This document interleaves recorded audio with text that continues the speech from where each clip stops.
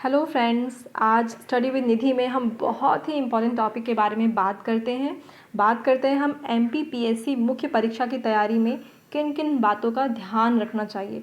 बहुत से लोग हैं जो अभी तक मेंस की तैयारी तो कर रहे हैं बट नहीं समझ पा रहे हैं कि पेपर के पैटर्न क्या है, उसे फॉलो कैसे करना है, कैसे आंसर राइटिंग को हमें अच्छा करना है।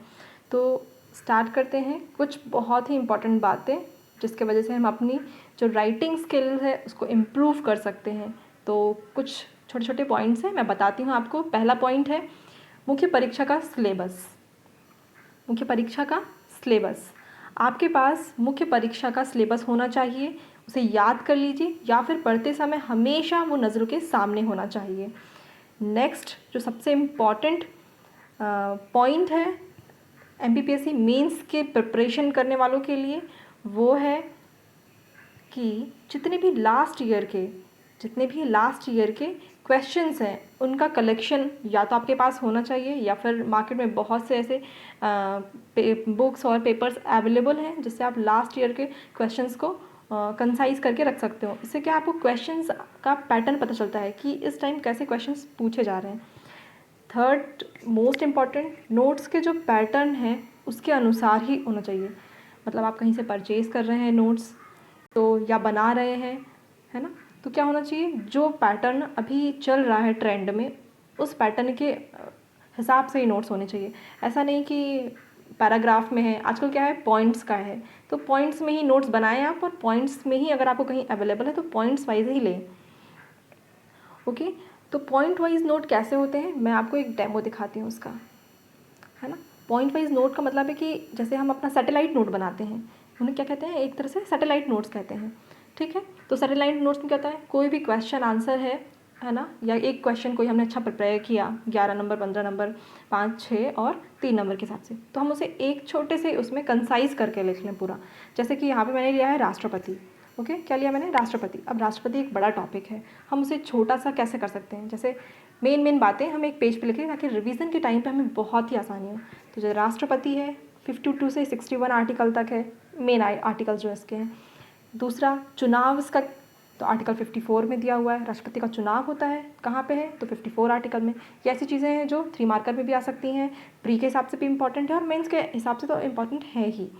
ठीक, पद मुक्ति जो उसकी प्रक्रिया है उसको क्या बोलते हैं, महाभियोग कहाँ दी है, आर्टिकल 61 में। महाभियोग के चरण क्या होते हैं, कैसे महाभियोग लगा जाता है राष्ट्रपति पे, 14 दिन की पूर्व सूचना किसी भी सदन में, 1/4 सदस्य 2/3 बहुमत, ये क्या है मोस्ट इंपॉर्टेंट, उसका जस्ट है महाभियोग की प्रक्रिया का।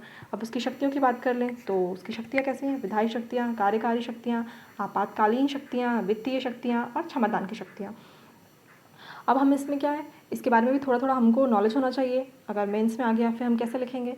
ठीक है, तो ये क्या है आपका सैटेलाइट नोट्स है। जैसे विधायी शक्तियों में सदन का अभिन्न अंग कहाँ दिया है, आर्टिकल 79 में। अध्यादेश जारी करना विधायी शक्ति है, कहाँ पे है, आर्टिकल 123 में। वीटो पावर कहाँ है, ये विधायी शक्ति है राष्ट्रपति की, आर्टिकल 111 में। कार्यकारी शक्तियों की बात करें अगर उसकी, तो नियुक्ति कर सकता है वो प्रधानमंत्री की। ठीक है, कौन सा आर्टिकल में, 75 आर्टिकल के तहत। आयोग के अध्यक्ष की। आपातकालीन शक्तियों की बात करें तो आर्टिकल 360 वित्तीय आपातकाल, उसमें क्या करते हैं, कैसे लगा जाता है, कब लग सकता है, वित्तीय संकट के समय पे। आर्टिकल 356 की बात करें, क्या है ये, राज्य में राष्ट्रपति शासन भी कहते हैं इसे, कब लगा सकते हैं, जब राज्य में संवैधानिक तंत्र की विफलता हो। बात कर ले आर्टिकल 352 की, तो कब इसे क्या कहते हैं, राष्ट्रीय आपातकाल, कब लगा जा सकते हैं, जब सशस्त्र विद्रोह हो, बाह्य आक्रमण हो या युद्ध की स्थिति हो, तब कब लगता है, तब क्या लगता है, आर्टिकल 352 लगता है। इसी तरह से हम बात कर ले इसकी अन्य शक्तियों की, वित्तीय शक्तियाँ। वित्तीय शक्तियों में क्या है, बजट प्रस्तुत करना, कौन से आर्टिकल में भाई है, 112 में। धन विधेयक की प्रस्तुति, वित्त आयोग का गठन, काफ़ी पूछ लेते हैं, प्री में भी पूछ लेते हैं, वित्त आयोग का गठन किस आर्टिकल में, तो 280 में। फिर आते हैं क्षमादान की शक्तियाँ, क्या क्या शक्तियाँ हैं भाई राष्ट्रपति को क्षमादान की, क्षमा करना, परिहार, प्रविलंब, लघुकरण और विराम। तो ये क्या हो गया, हमारे सैटेलाइट नोट्स हैं। हमने इतने सारे राष्ट्रपति के बारे में जानकारी बहुत ही कम उसमें पॉइंट वाइज कर ली, तो हमें आसानी से याद भी हो जाती हैं और उसके अंदर का थोड़ा सा पॉइंट लिख लिया ताकि हमको याद करने में आसानी हो कि आखिर इस पॉइंट के अंदर क्या है। तो होपफुली समझ में आया होगा आपको। नेक्स्ट पॉइंट पे हम चलते हैं, शब्द सीमा का ध्यान रखना, है ना। शब्द सीमा बहुत ज़्यादा ज़रूरी है।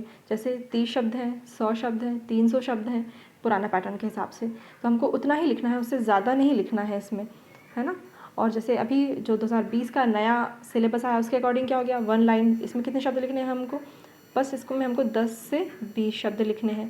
ध्यान रखना है पॉइंट में ही हो और 10 से 20 शब्द हों, ज़्यादा ना हो।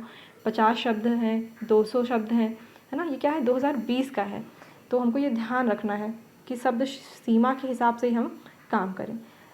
फिर एक बहुत ही ज़्यादा ज़रूरी बात, कुछ लोग असमंजस में हैं अभी कि हम 2019 का सिलेबस पढ़ें या 2020 का सिलेबस पढ़ें, क्योंकि कुछ लोग 2019 के प्री को क्लियर कर रहे हैं लेकिन वो बॉर्डर में है, अभी तक रिज़ल्ट नहीं आया, तो पता नहीं है कि वो 2020 का जो मेंस है वो दे पाएंगे कि नहीं, और 2020 का जो सिलेबस है वो चेंज हो चुका है, तो वो क्या करें इस असमंजस की स्थिति में, तो वो क्या करें, कॉमन टॉपिक्स पढ़ें जो 19 और 20 में कॉमन है। 70% कितना, 70% जो सिलेबस है वो 2020 और 19 का सेम बस है, तो जो सेम जो हमारा टॉपिक है वो उठा के पढ़ें आप, है ना। अगर आपका क्वालिफाई हो जाता है तो बाकी क्या जो बचेगा थोड़ा सा वो आप पढ़ लीजिएगा, ठीक है। नेक्स्ट, लिखते समय फ्लो चार्ट, मैप, डायग्राम का यूज़ करना है आपको, है ना।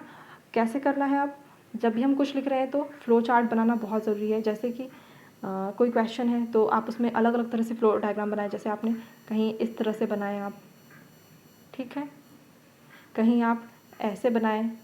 आप मेरे नोट्स में देखते होंगे कि मैं पूरा फ्लो डायग्राम जहाँ भी नीड है वहाँ पे करती हूँ। एरो का कर सकते हैं आप इस तरह से। तो इस तरह से आप क्या करें, flow chart, diagram, map use करें। जहाँ डायग्राम है बायोलॉजी में ज़रूरी है वहाँ बनाएं, फिज़िक्स में ज़रूरी है वहाँ बनाएं, केमिस्ट्री में जहाँ ज़रूरी है वहाँ बनाएं, ज्योग्राफी में, ठीक है। तो इस तरह से आप बनाएं। दूसरा, यदि प्रश्न में पूछा जाए कारण, कई सारे प्रश्न होते हैं ना कि इसका कारण बताइए, द्वितीय विश्व युद्ध के कारण, उसके परिणाम बताइए, विशेषताएं बताइए, अंतर, महत्व, है ना। तो इस तरह से हमें उसे क्या करना है, पॉइंट वाइज में लिखना है, जहाँ पर भी कारण विशेषताएं जो पूछा है वही बताना है हमको, ठीक है। सामवेदिक बुद्धि की दक्षता के क्षेत्र तो हम वही बताएंगे। निम्नलिखित क्षेत्र में बांटा गया है, भावनाओं के संवेगों से परिचित होना, अपने संवेगों पर नियंत्रण, स्वयं का हौसला बनाए रखना, दूसरों की भावनाओं को समझना, संबंधों का निर्वाह, महत्व या उपयोगिता पूछेंगे तो वो भी हम पॉइंट में लिखेंगे। जो पूछा है बस वही बताना है, उसके अलावा हमें कुछ नहीं बताना है।